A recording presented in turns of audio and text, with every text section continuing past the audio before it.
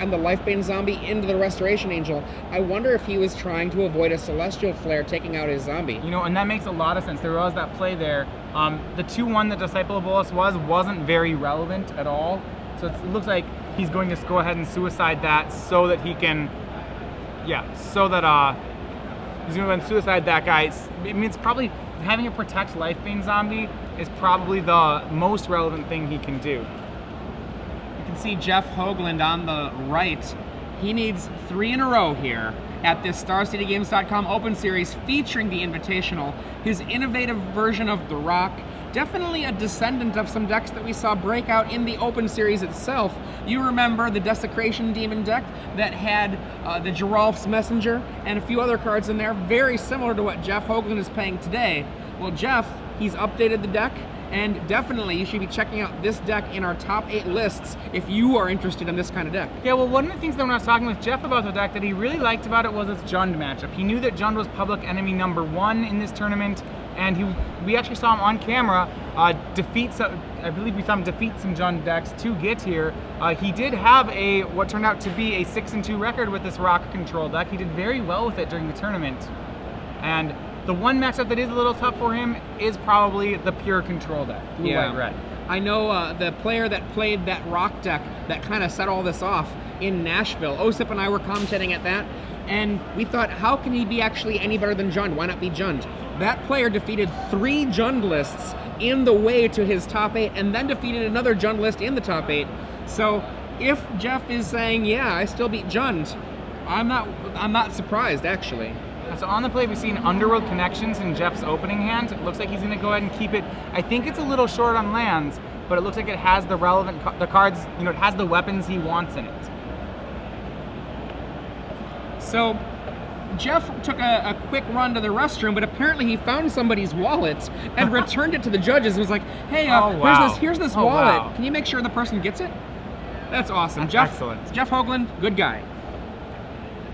So we see their second land drawn from Hoogland. I think that's what he was looking for. He does have in his opening hand Desecration Demon, Underworld Connections, Thragtusk. I almost want to say he kept a 1-land hand there.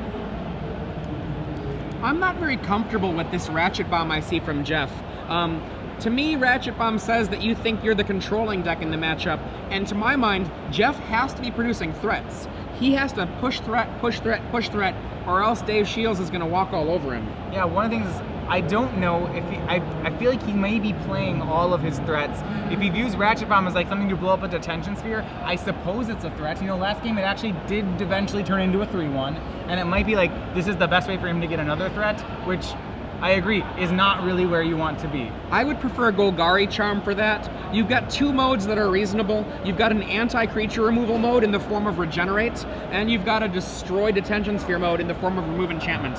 All right. So oh, wow. Is it Charm really wrecking that Underworld Connections? Yeah, so that's a 1 of Underworld Connections out of the sideboard for Jeff Hoagland. It's really good in this sort of matchup because it gives him a lot of resources. You did get Is It Charmed. It got countered because it's a non-creature spell. It was either going to be that or a Syncopate were the 2 things that Jeff had to play around. He decided because Shiels didn't have the 3rd mana up, it was best to jam and hope that he didn't have the counterspell. Unfortunately for Hoagland, Shiels did. We see a Desecration Demon. Now, if you're not noticing, you might miss it. There is a Manland in play, a Mutavault. So that uncounterable threat, I like this right now what Hoagland's doing, you know, between the Underworld Connections and the Mutavault and the Demon, he's committing enough threats to force Shiels to act, and that's really what he needs to do. One of the things Jeff told me about on day 1 of this tournament, he played against Mike Flores, and Mike did something to control the table and thought he was safe, and then Jeff just finished him off with the Mutavault, to which Mike Flores said, oh wait, there's a Mutavault out there? So we see, as far as the answers in Shiels' hand, he does have a Celestial Flare and a War Leader's Helix. He has Sacred, the only white source he has is Sacred Foundry, which because he played it untapped, may be a tell to Hoagland. Hoagland may be expecting a Resto Angel though also. Yep, it's a trap. Is it the Resto or is it the Celestial Flare? Yep. And he only swings that, no Mutavault swing, that means it is going to be Celestial Flare. Once again, keeping all the threats off Jeff Hoagland's board. It's sort of like the Cryptic Command fairy trick. Which one are you going to see, the Mistbind Click or the Cryptic Command? Right. Hoagland, more threats, exactly what he wants. This time it's a Thragtusk. This is much better for him. I don't think that he's landed a Thragtusk at this point in the game. Well, that's not true. He did, and then he Disciple of Bolas it for 5 cards.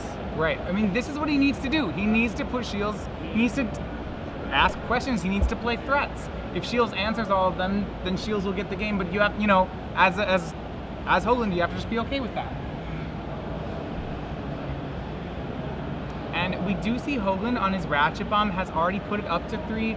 I think it's in anticipation of a possible Detention Sphere. Because of that, it's unlikely that Shiels will actually play the Detention Sphere. So Ratchet Bomb ends up being, you know, a preemptive counter spell. Not a great card, but one that he could use. I see a Snapcaster Mage in Dave Shiels' hand, along with that War Leader Helix. Oh wow, so you're saying he's going to Snapcast the Celestial Flare? He has it in his hand. Yeah. But look at this, let's check out your hand. What you got? And he does that right, he plays this Lifebane Zombie, I believe right this last turn Shiels top decked his first Restoration Angel. So Lifebane Zombie coming on at just the right time for that. We may see from Shields, he might just cast the Restoration Angel so that it doesn't get eaten. And indeed, it looks like he is not going to allow that Lifebane Zombie to eat anything. Helix, Sphinx's Revelation, Snapcaster, think twice. So there is no flare in hand. There's only the one that was used already. So the Snapcaster is not able to bring back the flare this turn for an attack, but a Restoration Angel in play. Yeah, so I think what we might, you know, you can see this Restoration Angel here. It can trade with the front half of a Thragtusk. You can use War Leader's Helix and Snapcaster with War Leader's Helix to really deal with most of the threats that Hoagland has. And eventually, remember, all Shields needs to do is continue answering threats until eventually he has a couple more lands and that Sphinx's Revelation. Jeff decides not to push the Thragtusk in. He knows that he can just blow it up next turn if he wants with the Ratchet Bomb. Yeah, so he's putting, I don't know, that I almost feel like he could be more aggressive here. You're right though, that he knows how important that Thragtusk is, and I think he wants to take away, like, if he attacks, he turns the Restoration Angel into a kill spell. Yeah. And I think he just doesn't want to give Shields any more kill spells if at all possible. Well, with the cards he saw from Dave as well, right now it looks like that Ratchet Bomb, the best it can do is kill the Angel. So why not go for it? Right. So he's going to wait. I mean, the reason you wouldn't go for it is that every turn you wait, if that's another, you know, X for Sphinx's Revelation could get one bigger. And that would, I think that would be the counter side to the argument. And he makes the Ratchet Bomb go up by 1. Right, so it's up to 4, and now we're going to see what's almost certainly another attack. Boom! Ratchet Bomb, go bye-bye, Angel. All right, so now he has Shields down to 16, still 16. He's going to resume his attack. We're going to see some amount of removal spells we know from Shields. See which ones, how he decides to start. This is a tough position, actually. Like, another Thragtusk sits in Jeff Hoagland's hand, so whatever happens this turn, Jeff can follow up with another Thragtusk. Right, so Hoagland has a pretty good threat. He has a lot of Thragtusks. That's not exactly something that Blue-White Red Flash is not used to dealing with. You know, there's a lot of decks in Standard that really just mash Thragtusks. Sometimes, though, it is good enough, and right here, I think this is one of the best style draws that Hoagland can have. Jeff waiting to see what Dave Shiels will do here. Lots of options. He could do a Snapcaster into a Celestial Flare. He could do a War Leader's Helix. I don't know. Let's find out what he decides to do. Think twice. He's looking for something new to do. And now he's got some options. He drew into a Syncopate. So he could hold up Syncopate to possibly counter something, and then War Leader's Helix on end step if he's willing to take 8. I think we'll probably just see a War Leader's Helix kill something. Thinking it through, all kinds of options to go with here. Helix, tentatively, oh, he's not sure. He knows Jeff already knows it. Okay, yeah. Helix, is he going to take out the zombie or the Thragtusk? And he's going to go ahead and go at, it looks like he's going to go at Lifebane Zombie, because that's the one he can't block. I think he may be planning to chump block with that Snapcaster Mage later on. And Jeff, Desecration Demon as the follow-up. That was interesting. He was given the choice between resolving a Thragtusk and a Demon, and he actually chose the Desecration Demon there. Maybe it's because he's playing around a possible top deck Detention Sphere, or maybe he just thinks it's the better card in the situation. One thing that can happen is if, let's say Dave Shiels lays a Supreme Verdict, and then there is a Beast left over, and then let's say Hoagland puts down, or 2 beasts left over, and then Hoagland lays down a Desecration Demon, a second Supreme Verdict would wipe out the whole board. This way he has 1 Thragtusk out, you have to answer the Thragtusk, and then after, if that were to happen, he would have the other Thragtusk back. Yeah, it might even be that Shiels has boarded out the Supreme Verdicts. We haven't seen one yet. I'm starting to think that, he had 2 in the main, no more in the board. I'm starting to think that they're not actually there. Remember, Hoogland's deck only has 17 creatures. It's very possible that you don't want Supreme Verdicts against that style deck. Your Supreme Verdicts will oftentimes just be a 1-for-1 kill spell anyway. Why not just play a real 1-for-1 kill spell, play Detention Sphere? Oh yeah, I'm just talking though about why Jeff might lay that Desecration Demon as opposed to the Thragtusk. No, and I definitely agree. And we have 11 power. That's a lot. No big. Now Snapcaster, in conjunction with a War Leader's Helix, puts Dave Shiels at a potential virtual 19. Right, Shiels can gain a lot of life here. Remember, he's just stalling until he can get that Revelation bigger. What's interesting though is because Shiels is a little bit on the back foot, he has to tap out to do all these things he's trying to do, and I think because of that, Jeff continues to get to resolve spells every turn. That's one of the things I wonder that if Jeff will notice the different tenor of this set of plays. We know he held back in game 2 with a Thragtusk on a board that you and I both thought he might want to put the Thragtusk down, and then a few turns later, it was almost a good thing to hold back to try to double threat, but there was a moment where he could have put a threat onto the table and been very safe probably about it. Yeah, the one, I think, because Shiels right now, he has, Snapcaster into War Leader's Helix, and then potentially next turn, Restoration Angel, Blink Snapcaster, Celestial Flare. He has a lot of good removal. The one card he has to watch out for is Desecration Demon. That's the one creature that he actually may not be able to answer, so when he plays, at the end of the day, he needs to make sure that one of those removal spells gets the demon. I wonder if he's going to Celestial Flare here. No, he goes for the War Leader's Helix. I was going to say Celestial Flare and maybe have a Syncopate up, but... Yeah, that Syncopate only works if Jeff doesn't have another land. You'd hate to leave up Syncopate and then have Jeff go 6th land Thragtusk or something like that. I think he's going to go for the safe play. And we have Dave Shiels goes up to 19, and then we'll be taking 6 from the Desecration Demon. And there is a land that looks like a Golgari Guildgate, and another Thragtusk joins the table. All right, so that is almost, I believe that is all the threats. No, 1 card remains in Jeff's hand. Jeff has a very sizable board. Shields has a lot to deal with, but if he can, that Revelation should be able to tie things up for him. And we do see drawn an Azorius Charm. That's a really good weapon here. If you're just joining us, I'm Adrian Sullivan here with Matthias Hunt. You can see on the screen Dave Shiels playing blue, white, red, flash. He is facing down a Thragtusk, a Desecration Demon, and a beast from a previous Thragtusk, and all he has to defend himself is a lonely Snapcaster Mage and whatever he has in his hand. All right, so he passes the turn, and here's the line I think he were working on. He's going to let Jeff Hoagland swing, he's going to Resto Angel the Snapcaster Mage, target the Celestial Flare, then block the Beast token, chump the Thragtusk, after damage Celestial Flare. That makes sense. That way, because what he needs to make sure is that Celestial Flare does not hit the Beast token. 1 black mana. Maybe some more. Oh, Mutavault. All right. So now that actually lets Shiels trade the Snapcaster Mage with the Mutavault if he wants to.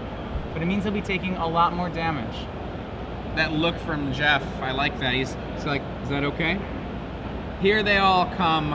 A grand total here of 16 damage. Shiels is gonna have to make some blocks at this point. Yeah. He's still not dead. I think he still may even have control of the situation, but it's getting close.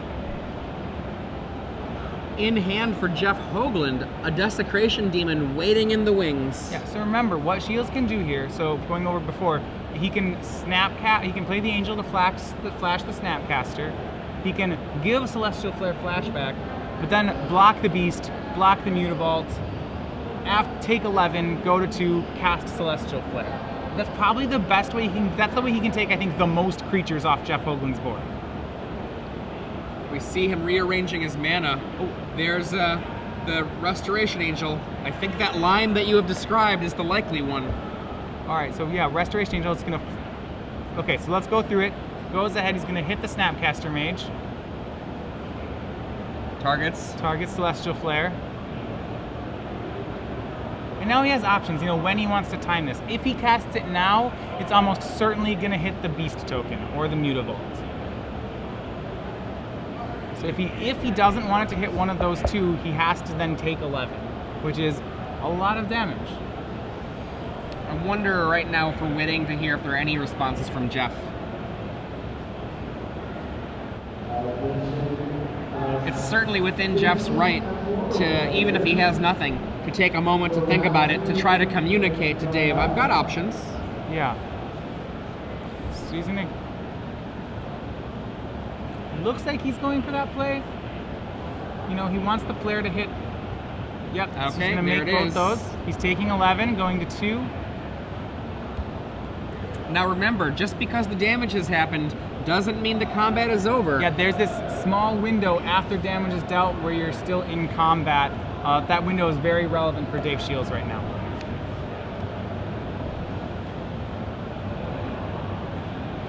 I have not seen all of Jeff Hoagland's hand, but wow, if he had a Sign in Blood, that would be pretty good.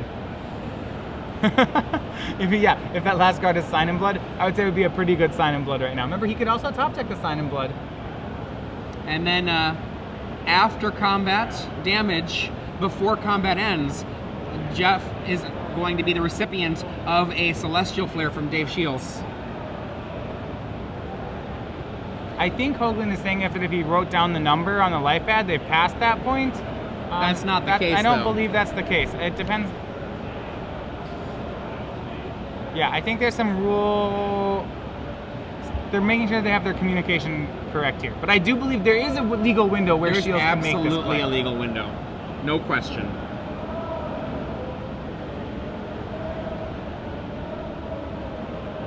And I believe what we have here, Dave Shiels is describing the communication he just gave, making sure that the judge understands the communication. I'm very confident Dave was very explicit about his language. I mean, I can't tell what was said during the game. From the board, it looks like Shiels wanted to use that window. And I think his blocks really showed that that's what he was planning. It's hard to say. We'll see. We'll get back to see what a ruling was made here, what challenge was presented. Okay, we have, I believe, our head judge there, who is going to make that final ruling for us, and we'll let you know what is decided. Clearly, the path that you described earlier, the flashing in of the Angel, the blinking of the Snapcaster targeting the Celestial Flare, the block killing 2 of Jeff's creatures, damage happening, and then the casting of the flare during combat after the damage has resolved, that is a legal path. However, the question is, was it properly communicated? So we'll let you know as soon as we find out. We're bringing back to the booth right now. Head Judge Jared Silva talking over the situation with the players.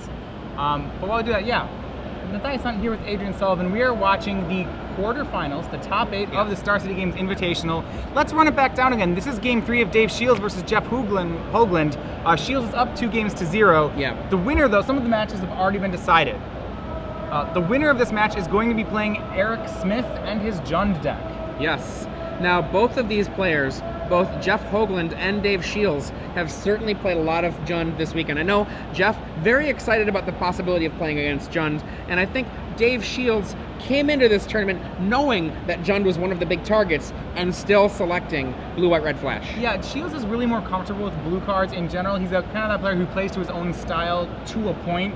I know that when there's a deck as good as Blue, White, Red Flash and a deck as good as Jund, he's the kind of player who will choose the Blue, White, Red Flash deck. That's a matchup that can go either way. It's not always, it's one of the reasons that Blue, White, Red plays things like Thundermaw Hellkite is because sometimes it actually can't control the late game against Jund. Yeah, I mean, and what is our resolution? You see a beast in play, and Jeff Hoagland follows up with a Desecration Demon. That means that Jared Silva has said, yes, everything Dave Shiels said was correct. You're gonna have to sacrifice a creature after the combat has been done. And Dave, the play he wanted to have happen has happened. Will it be sufficient? He's still on the ropes here. So we see a War Leader's Helix and an Azorius Charm. That War Leader's Helix draw, I think, does work for Hoagland. Remember, so on this next attack, he's going to have to Angel block a demon, Helix the same demon, and Azorius Charm the other demon and take 3. I think that's the only line he has that makes him live.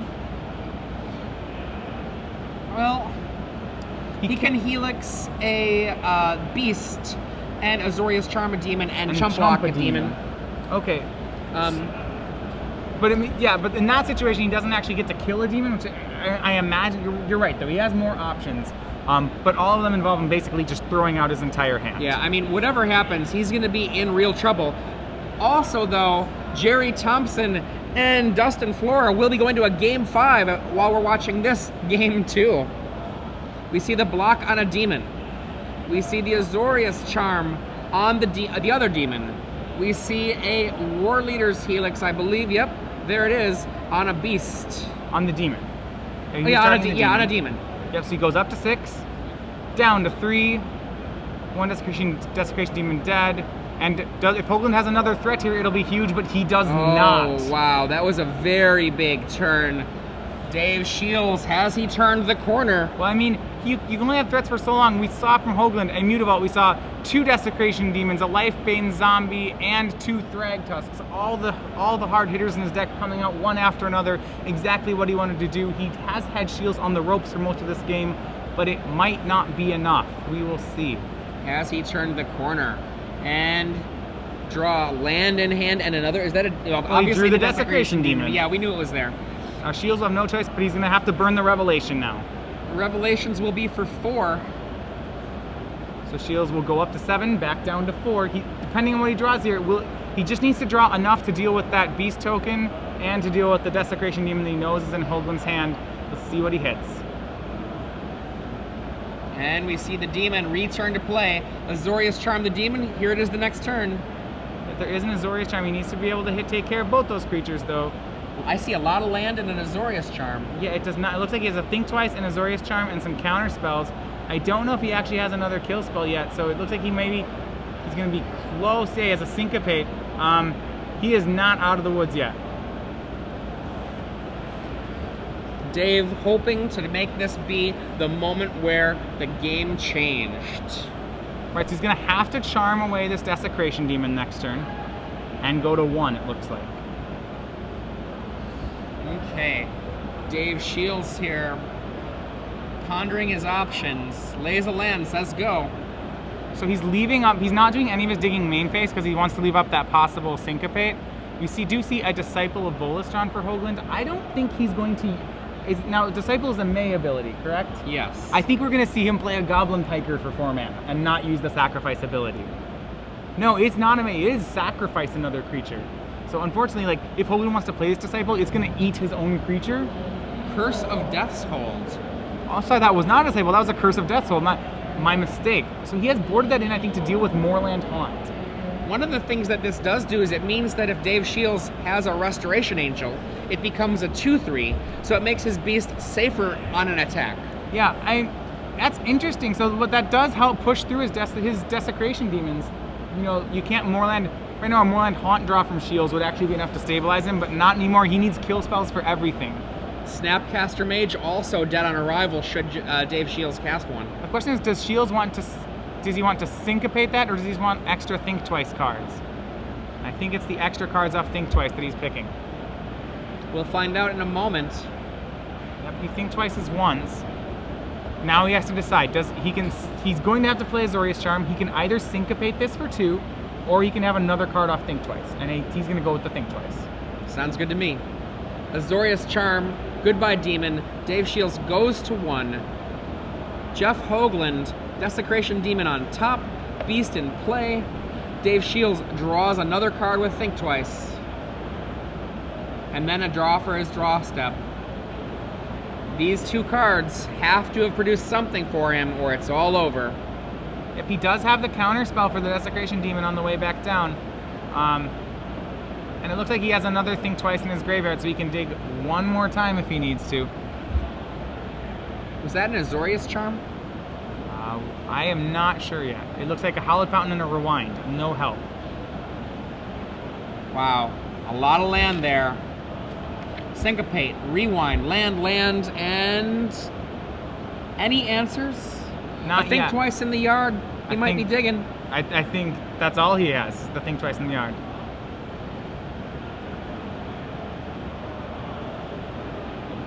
have to see what he hits. Main phase, think twice. He's going to play it main phase in case he hits something like a Thundermaw Hellkite, which he has to play main phase here. And that's another land. That's going to be nothing.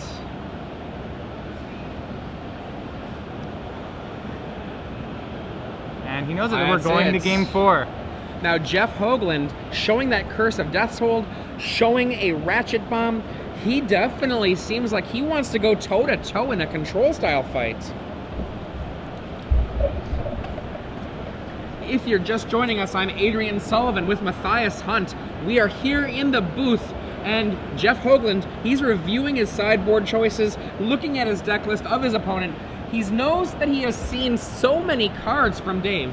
He's seen Restoration Angel, he's seen Snapcaster, he's seen Think Twice, Azorius Charm, Is It Charm, Pillar Flames, Turn Burn, Sphinx's Revelation, Dissipate, Sync Away, Rewind. He's seen sideboarded Detention Sphere, Thundermaw Hellkite, Celestial Flare, Negate. He has to be wondering, what has Dave Shiels taken out? The only cards he has not seen after sideboarding are Augur of Bolas, and in addition to that, Supreme Verdict. So now, will this mean that Jeff Hoagland is going to change his own strategy? Personally, when I look at the way that these decks are playing out, Jeff won that last game by producing threat after threat.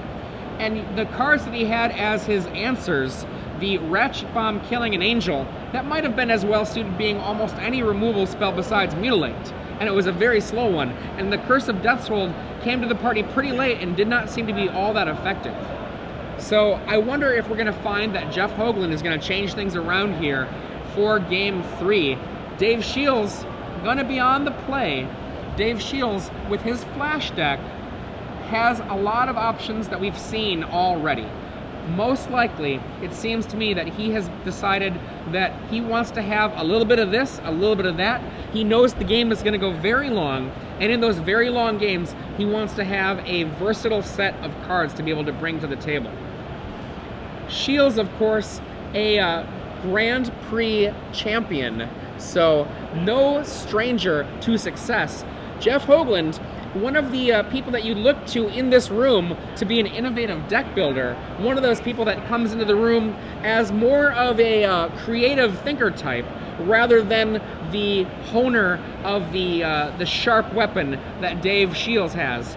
Hoagland, well known for Rug Flash up until this. We are going to take a quick break and come back with Game 4 of this StarCityGames.com Open Series featuring the Invitational, and we'll be back very shortly with our Game 4. SCG Live is brought to you by StarCityGames.com, where you can now order M14 boxes, cases, fat packs, and more. With great prices, excellent customer service, and the world's largest Magic the Gathering singles inventory, StarCityGames.com is your one-stop shop for all your Magic the Gathering needs. Visit us on the web at www.starcitygames.com and order M14 today.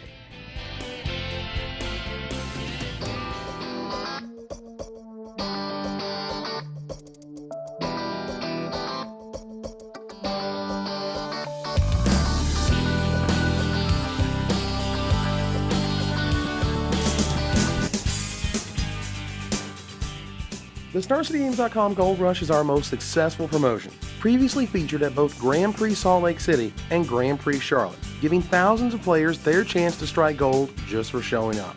And with that, StarCityGames.com is proud to present the return of the Gold Rush. Coming back at the StarCityGames.com Open Series featuring the Invitational in New Jersey, the Gold Rush is back in the form of Mythic Madness. 7 of every Mythic Rare ever printed will be randomly distributed over the course of the weekend, with over 2,000 Mythics given away. That includes 1 random envelope to all participants of the Standard Open on Saturday, the Legacy Open on Sunday, the Seal Classic on Sunday, and all players and side events all weekend long. With 7 of each Mythic Rare randomly given away, that means 7 Jace the Mind Sculptor, 7 Tarmogoyf, and even brand new Mythics such as Colonian Hydra and Garrett Caller of Beasts. From Eldrazi to Planeswalkers to big spells and much more, this Gold Rush will be one you don't want to miss.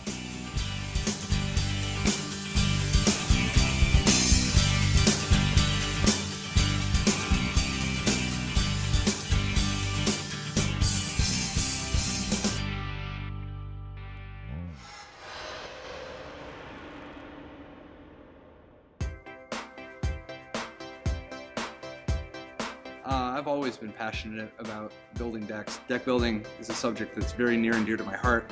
Next level deck building is something I've been thinking about for a long time. Started writing it a year and a half ago and ended up doing lots of research, getting in touch with the greatest deck builders of all time and trying to exhaustively cover everything from A to Z about building decks. So this was the complete compendium for deck building. If we're going to do this, let's just blow it out of the water. Let's touch on every single element of deck building. Everything from sideboards to mana bases, all the different archetypes, all the greatest decks of Magic's history. I mean, there are hundreds and hundreds and hundreds of decks featured in next level deck building like that we're talking about, and learning from each one of them. Everything from Commander to Standard to Vintage, everything. Next level deck building is for the people who are, for the deck builders and for the people who believe they could be a deck builder. Next level deck building is all about the process. Like, I mean, obviously a book can't physically build a deck for you, but it can show you the right process so that you have all those tools yourself and can just do it on your own. So it's great for somebody who wants to take a brew and turn like some idea they had and turn it into a tournament winning list. If you love deck building, if you want to be better at deck building, next level deck building's for you. Why did I write next level deck building? Because I love deck building.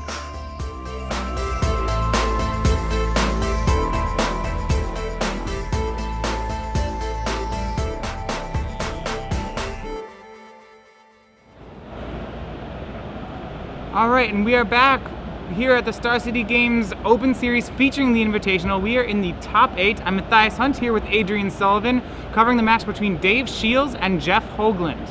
For those of you just joining us or joining us at some point during this match, we'll start out as both players agree, a rough matchup for Jeff Hoagland. Start out with a 2-0 lead for Dave Shiels, but Hoagland, on the back of an aggressive draw, was able to take Game 3. They're now starting on Game 4. Dave Shiels is on the play. The winner of this already knows their semifinal opponent. It'll be Eric Smith piloting a Jund deck, who's victorious 3-2 over James Buckingham. So the first play of the game here, though, from Shiels is a Glacial Fortress tapped, and Hoagland starts out on a Duress.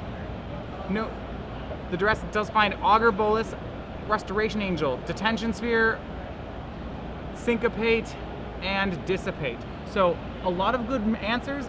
Not as much card advantage, and the first thing I would notice is that it's a little short on mana. Another thing, that's the first time we've seen an Augur after the sideboard. Yeah, I mean, the thing is, we have to remember about Augur is that Augur can't draw a land. This is a very, like, this is a very tense keep for a control deck. Jeff takes the Syncopate out, hoping to stop the early fast casting of counterspells. All right, so the first draw was a rewind for Dave Shiels. That's no help. He's going to need those lands. And from the other side of the bracket, we have a very big result. Going to Game 5, none other than Jerry Thompson advancing to the semifinals of another Invitational, trying to defend his crown. Interesting information from the Augur of Bolas. Augur gets a Sphinx's Revelation, but importantly, puts 2 Thundermaw Hellkites on the bottom of Dave Shiels' deck. So it looks like he's boarded in the full package of 3 Thundermaws. We see a Sign in Blood from Jeff Hoagland, and now the question is, did Shiels hit his land? The answer, yes, it's a Sacred Foundry, so at least for one more turn, he's safe. That Cavern was on Dragon, which is kind of funny now that those are on the bottom. Yeah, he has maybe at most one more Dragon that he'll find in the course of this game. So yeah, that Cavern of Souls, not as helpful after what he saw off Augur. And looking over his hand here, lays that Sacred Foundry. Jeff Hoagland hoping to get something useful to play turn 3. Yep, so with an extra mana up, he's going to make a Scavenging Ooze. You know, this is another way that Hoagland can really take the game. I'm really worried about the land count here from Dave Shiels. He has a lot of good counterspells, but he has none of his card draws. He doesn't have that Think Twice or that Azorius Charm or just that 4th land. And we see now Shiels sticks on 3 lands. Now, with his counterspells, Dissipate and Syncopate is in the yard. He can't even stop a spell that Jeff Hoagland might cast here. Yeah, so he's kind of going to be at the mercy of Hoagland's deck. How fast can Hoagland make threats? He really does need to capitalize on this as soon as possible. Jeff Hoagland comes in for 2. Shiels blocks, and Hoagland still has the Tragic Slip in. He's able to slip the Augur of Bolas. And now, creature in the graveyard, Jeff Hoagland has the ability to make his creature into a 3/3, but we see finally from Dave Shiels the 4th mana. Yeah, that 4th land is really important. It gives Shiels the ability to cast Restoration Angel. It gives him the ability to cast Dissipate in a lot of ways, or to cast Detention Sphere. He already did have that one, but it really, I think that's the critical land right now. Absolutely. We see the feasting on the Augur of Bolas by that Scavenging Ooze. 1 life and a 1/1 counter for his Ooze, if he remembers.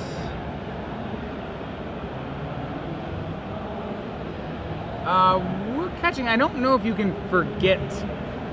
I don't think you can forget the counter if you do it. I think you just get it. That's not a. Yeah, we'll have to find out. We'll check up on that. Nonetheless, Hoagland now up to 5 lands. He does have a card in his hand that is very key for him to resolve, which is Dead Bridge Chant. Shields does have a Detention Sphere in hand, but if somehow Jeff can sneak that by the Detention Sphere and the counter magic, that could be a trump for him. So we see a 5th land and Thragtusk from Hoogland, puts him up to 22. It did not get a counter spell. Instead gets a Restoration Angel. It looks like actually the Augur is just still in the yard. Oh, is it? Yeah, that's my guess here is that it's still in the yard. Okay. Because we see it's not turned sideways. Oh, okay. I think he it just was never not turned did it. sideways. You're right. So yeah, that Jeff Hoogland did not activate that last green mana. And look at this, a very aggressive Thundermaw Hellkite on turn 5. The 2 Thundermaws on the bottom, well, they've got a friend. Well, yeah, and this is the other thing that Blue, White, Red can do is sometimes it stops being a control deck due to Thundermaw Hellkite. And we've really seen that here. Suddenly Hoagland's at 9, facing down 8. You know, he doesn't know whether or not Shields has a burn spell in hand. He may be dead next turn. Now, he does have a Desecration Demon that he could drop down, but Dave has in his hand a Detention Sphere that would just get that guy out of the way. Right, a Detention Sphere to get it out of the way once. He can sacrifice Restoration Angel to get it out of the way. It's not, not the great blocker he may want it to be. What Hoagland does have, it looks like he has another Thragtusk he could resolve. He also could resolve the Demon, or he could resolve a Dead Bridge Chant. He's got to pick very carefully, as this game could be over very quickly. Jeff Hoagland trying to stay alive here. Dave Shiels already up 2 games to 1. Hoagland on the ropes.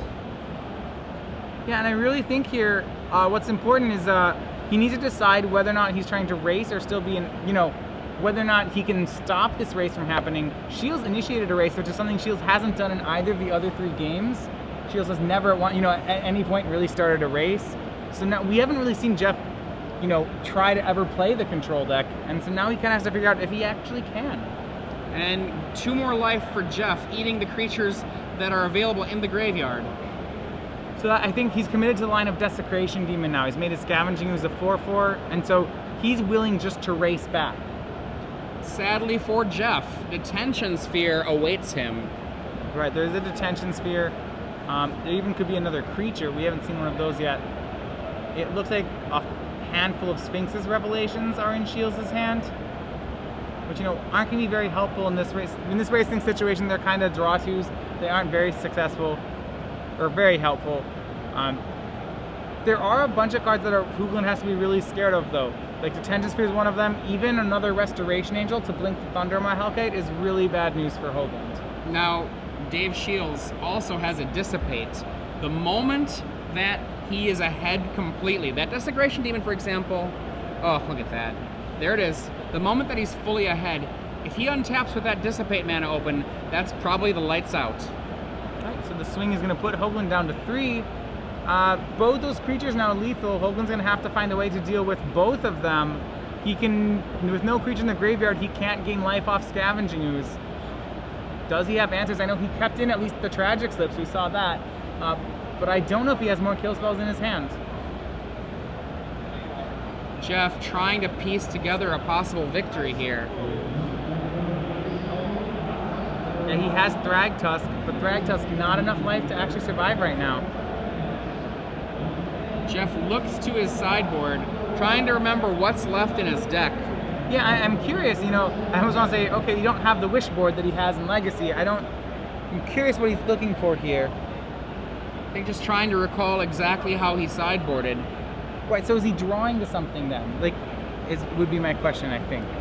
I don't know what he would be drawing to. Thragtusk, Swamp, is that a Putrefier? No, it was a Deadbridge chant. Yeah, there's some single black card he also has.